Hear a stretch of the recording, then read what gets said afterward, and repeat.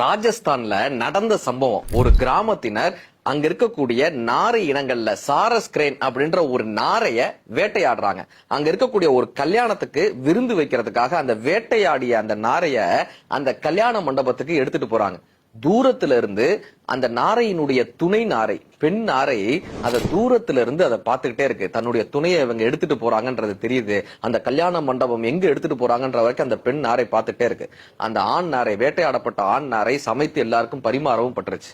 இந்த பெண் நாரை என்ன தெரியுமாங்க பண்ணது?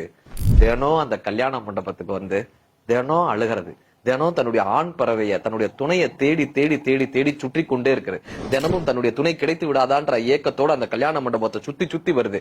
ஒவ்வொரு இடத்துலயும் தன்னுடைய துணை இருக்கா இருக்கா இருக்கான்னு பார்த்துக்கிட்டே இருக்கு.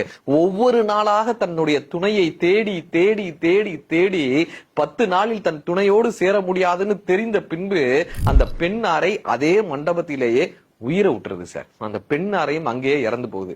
இது தெரிந்த ராஜஸ்தான் அரசாங்கம் இனிமேல் அந்த சாரஸ் கிரேன் என்கிற அந்த நாரை இனத்தை யாரும் வேட்டையாடக்கூடாது என்று சட்டம் பிறப்பித்தார்களா?